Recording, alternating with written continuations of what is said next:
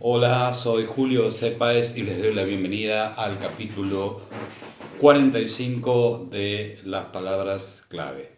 La lectura como creación en el sentido sartreano y la lectura como placer en el sentido borgiano.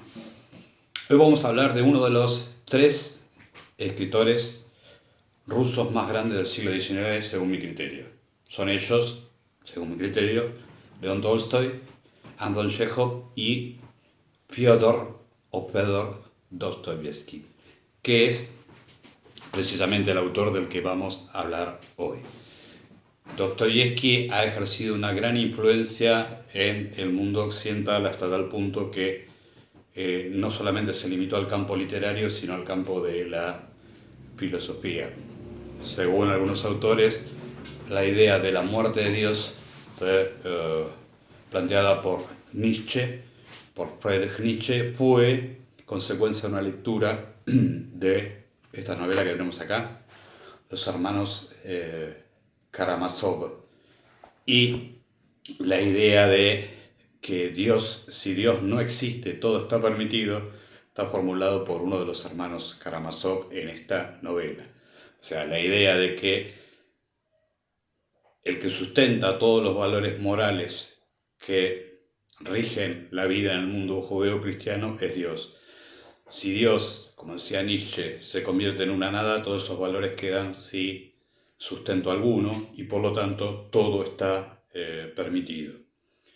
No vamos a avanzar sobre el pensamiento de Nietzsche, pero digamos, en esta idea se basó Nietzsche para hablar de que no hay valores trascendentes a la vida misma. La vida crea sus propios valores y el valor fundamental en la filosofía nietzscheana es la voluntad de poder. Esa idea, según algunos autores, bastante comprobada, le vino de esa idea de ausencia de fundamento trascendente, que es la idea de el Dios inexistente, Dios como nada, o la muerte de Dios que plantea uno de los hermanos Karamazov en esta novela de Nietzsche.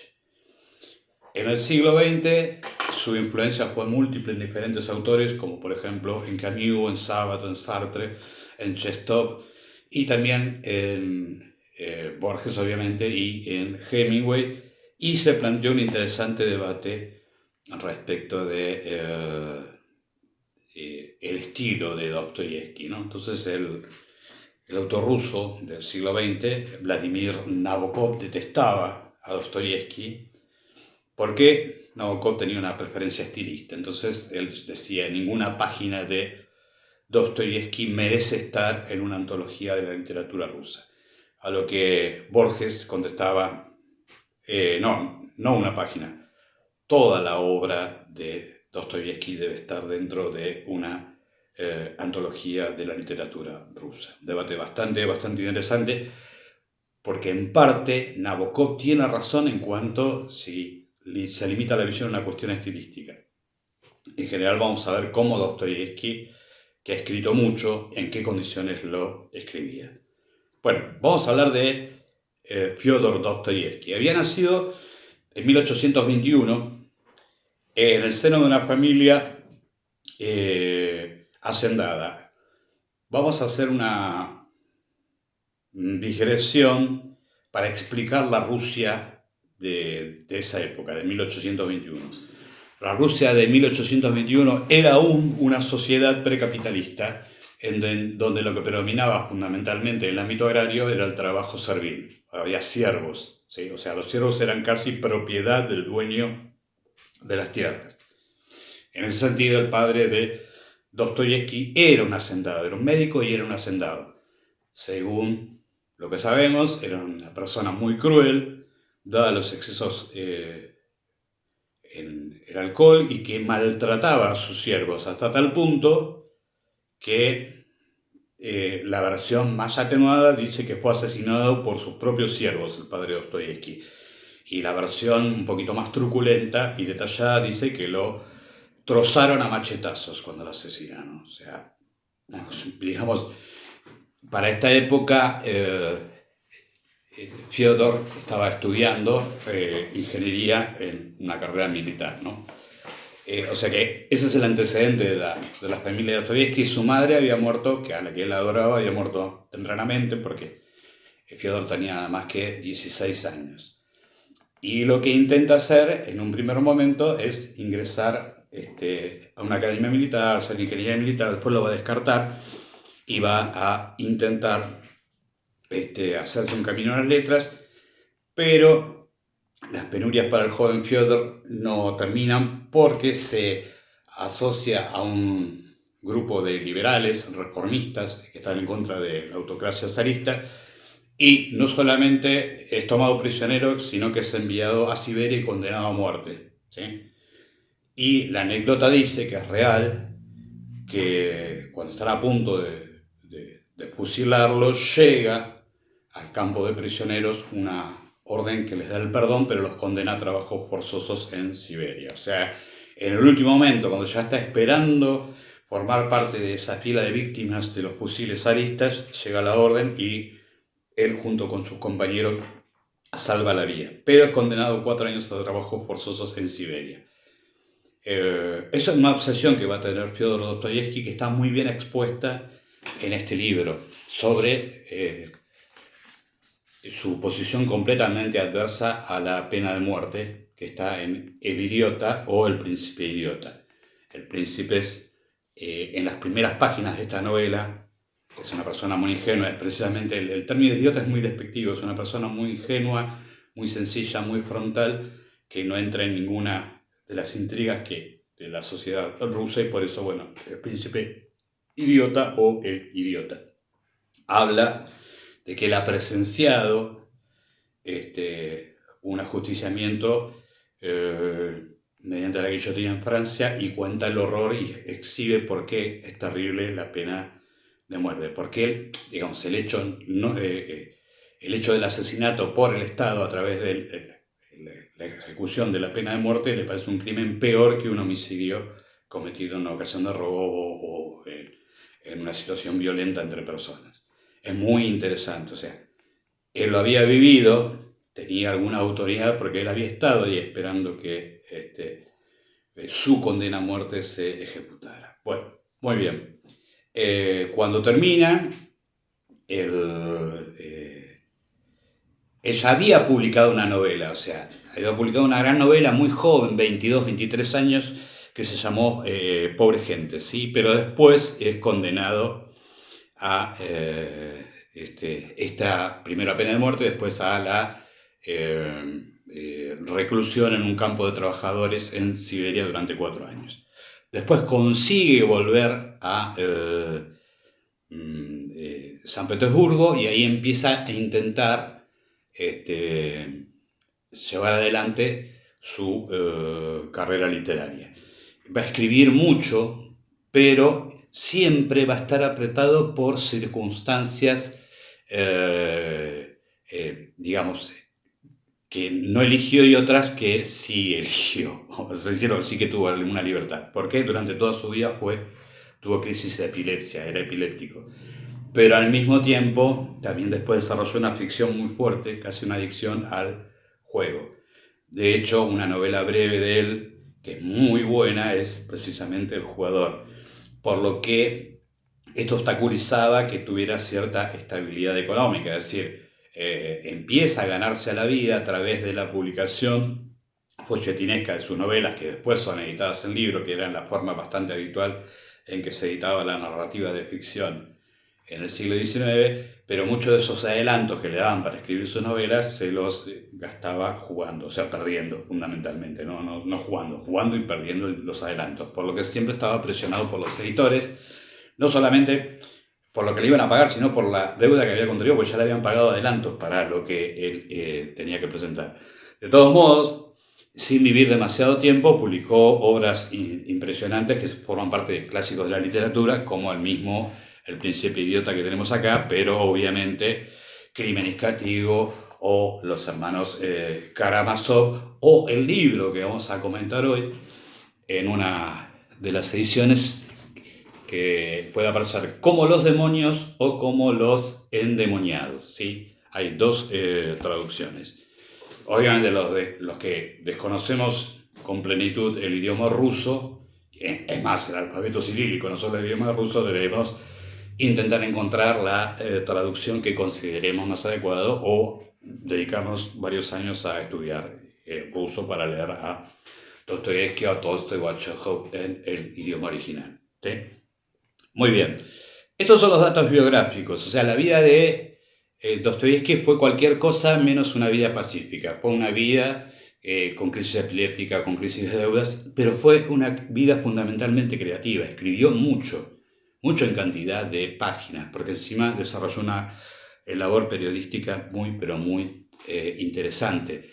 Y tenía permanentemente la pulsión de contar, ¿sí? Esto es, digamos, había una fuerza vital a él que a pesar de las deudas, a pesar de los ataques que tenía de epilepsia y demás, y a pesar de las crisis matrimoniales o emocionales que tenía la pulsión por escribir, ¿sí? Probablemente eso es lo que determinado condicionó que no fuera un preciosista, no era un Flaubert, no era alguien que se demorara en el estilo, ¿sí?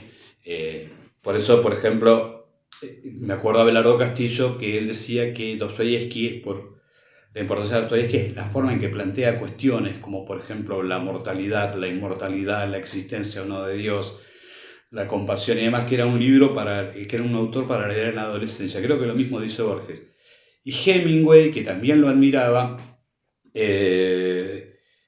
decía que le resultaba muy difícil releerlo, ¿sí? Porque, digamos, cuando uno ya quiere dedicarse, como lo cuenta Hemingway en los primeros años 20 en París, él quiere forjarse una carrera como escritor.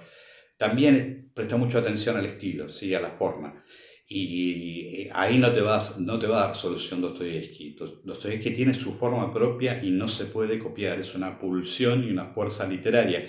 Es más, en determinados aspectos las obsesiones lo llevan a tal punto que él puede caer en una discusión teológica muy profunda, que los no creyentes o la encontramos superflua o reiterativa y demás, pero es evidente que sus personajes y el mismo Dostoyevsky tienen la necesidad de plantearlo.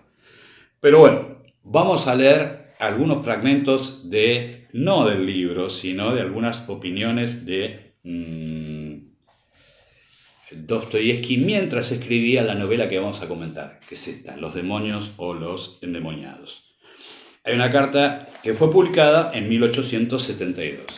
En 1870, Dostoyevsky decía esto: vuelven a darme los ataques de epilepsia después de una larga pausa y a estorbarme en mi trabajo. Se me ha ocurrido una idea grande. No hablo de la ejecución, sino de la idea en sí. Se trata de algo por el estilo de Crimen y Castigo, pero mucho más aproximado a la realidad y atinente a la cuestión más principal de nuestra época. Sobre la misma novela, en marzo del 70, dice: también yo tengo cifradas grandes esperanzas en la novela que ahora estoy escribiendo para El Mensajero Ruso, que era el periódico que publicaba en forma folletinesca las novelas o algunas de las novelas de Dostoyevsky. Me refiero no a la parte artística, sino a la tendencia. Quiero expresar ciertas ideas, aunque se vaya a pique todo lo artístico. Las ideas que se han ido acumulando en mi cabeza y en mi corazón reclaman salida. Aunque solo resulte un panfleto, diré allí todo lo que tengo en el alma. Confío en el éxito, aunque ¿quién se pone a trabajar sin esperanzas de éxito?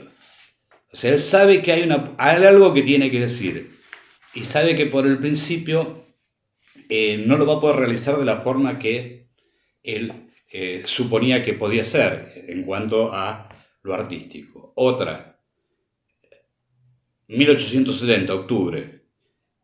He echado sobre mí un trabajo superior a mis fuerzas. He empezado a escribir una gran novela, una novela de tendencia, cosa para mí totalmente inusitada. Al principio creía muy fácil despacharla, pero he tenido que variar más de 10 veces mi plan y he acabado por reconocer que el tema era de los que obligan, por lo que le he tomado tirria a la novela. La primera parte la escribí con grandes apuros y la envié. Creo que esa primera parte me ha salido muy floja y de poco efecto. O sea que en realidad en la vorágine de la escritura, él no sabe la totalidad, él manda porque, ¿qué es lo que ocurre? Él tiene un compromiso, ¿sí? Tiene un compromiso con el editor, que ya le ha dado el adelanto de la novela, entonces lo va mandando por partes. Él habla de pliegos, específicamente, no en cantidad de páginas, sino como pliegos para, supongo yo que era para que se organizara el folletín, ¿sí? Ahora bien, en Los demonios, ¿qué es lo que va a tratar? Bueno, para entender el contexto de la novela, hay que explicar cuál era el contexto de la Rusia en 1870, cuando él empieza a escribir Los demonios. Rusia, que había resultado vencedora de la invasión napoleónica, que había derrotado a Napoleón en 1812, se mantenía, como dije ya antes, como un territorio, gigantesco territorio, donde dominaba no el trabajo asalariado, donde no dominaba el capitalismo, sino una forma feudal con algunos implantes de capitalismo. Pero el trabajo agrario fundamentalmente era un trabajo servil, ¿sí? O sea que eran siervos que dependían de un amo. Eso va a continuar así hasta que en 1861 se produzca la abolición del trabajo de servidumbre, ¿sí? O sea que desde 1812 hasta 1861 las tensiones sociales en Rusia se van acumulando hasta tal punto que hay una conspiración en diciembre, en la década del 20, creo que es 1824, 1825, los decembristas que ejecutan al zar de ese momento, ¿sí? Y van a surgir grupos liberales y algunos los más extremos les dicen nihilistas o revolucionarios a ultranza que quieren abolir el régimen de servidumbre, ¿sí? Es más, van a surgir muchas, a mediados del siglo, influidos por el liberalismo y el socialismo utópico, y después, a finales del siglo XIX, ya empiezan a llegar las ideas marxistas en Rusia.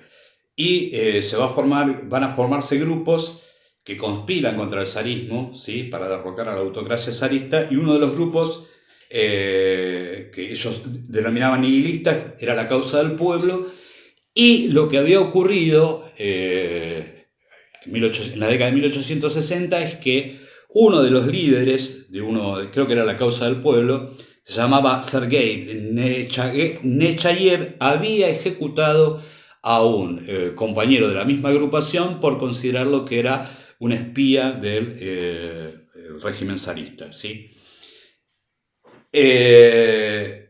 Fyodor Dostoyevsky se ve muy conmovido por eso, porque él ha evolucionado de esas ideas liberales y de cambio profundo él las empieza a una ideología eslavista, en el sentido de reivindicar la autonomía de lo eslavo, de lo panruso, y oponerla a la influencia occidental a la que él considera nefasta. Digamos que su posición se ha hecho más conservadora, ¿sí?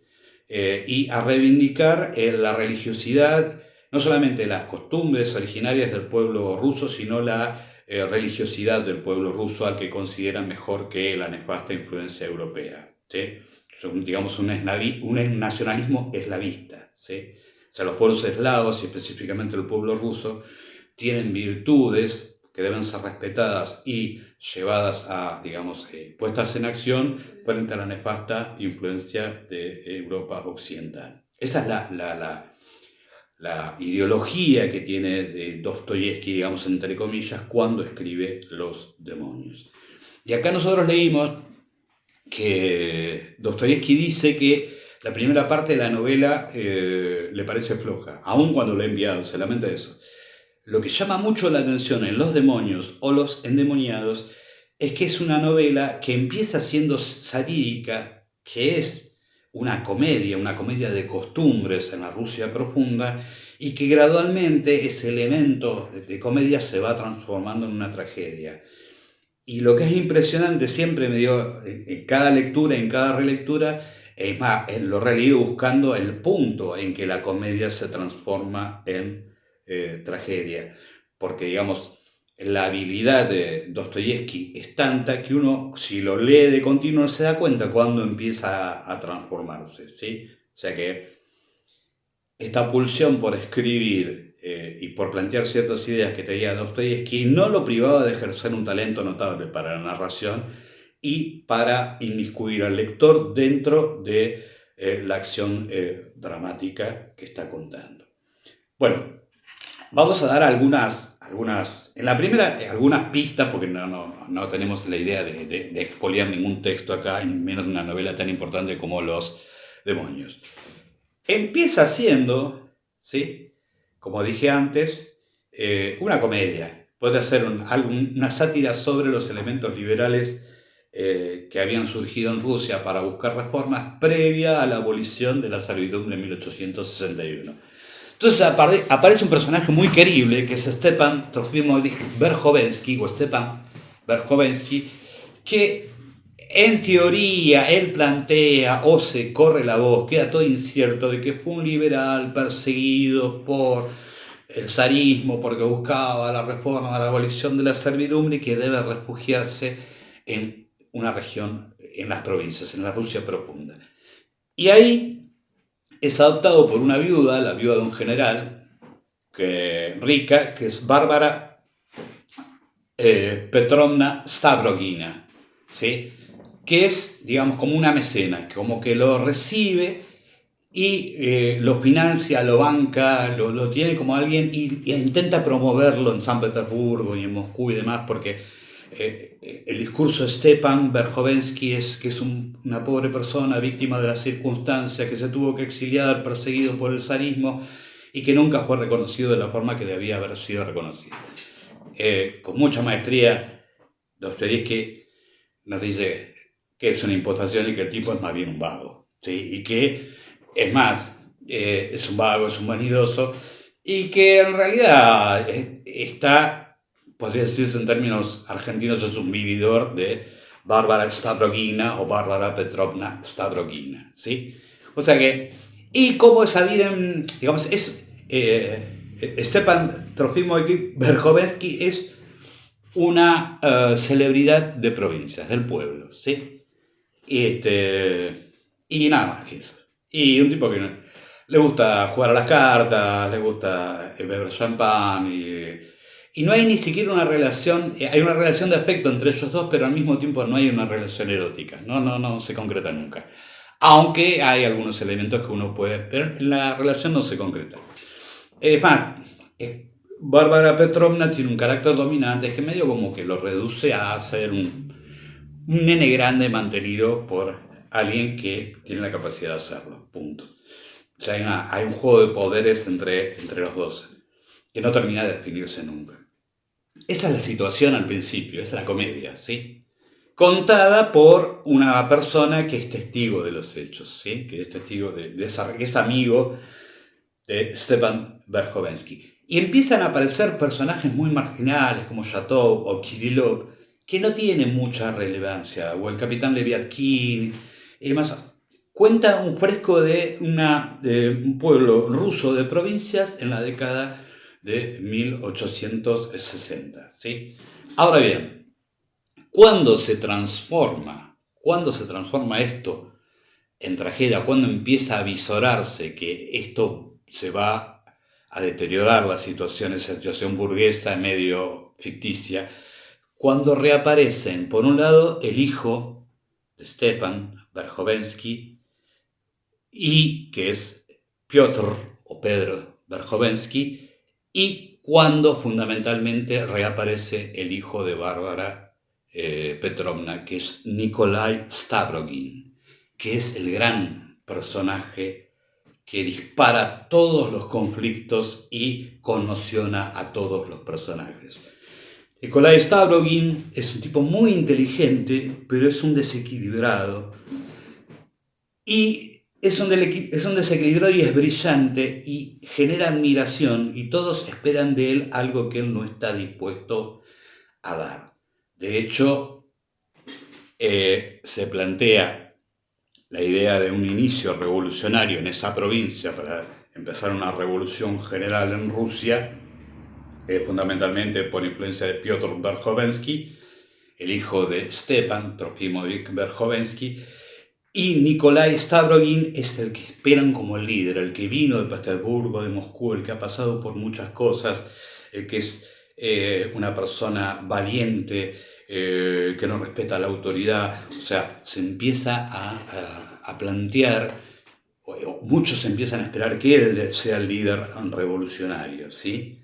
O sea, y empiezan a aparecer miembros de esa supuesta conspiración antizarista que se va a iniciar en las provincias, que son precisamente los que dan título a la obra. Son los endemoniados, los demonios, los que empiezan a romper completamente con la sociedad establecida del zarismo. Por eso el término nihilista, que se da mucho en Rusia, es porque buscan la aniquilación del todo el sistema, una revolución radicalizada profunda. De eso habla, escuchen esto, es muy interesante, de eso habla una novela de Dostoyevsky publicada en 1872. Y no está muy lejano de la revolución de 1905 y tampoco está tan lejano de la doble revolución de 1917. O sea, fíjense cómo Dostoyevsky por un lado nos habla de las obsesiones personales que él tiene, pero al mismo tiempo de lo que él está viendo y ficcionaliza de la sociedad rusa de esa época. Los demonios es sin duda una novela más que interesante y no vamos a decir más, hay que leerla. Así que buena suerte, buena lectura y hasta la próxima.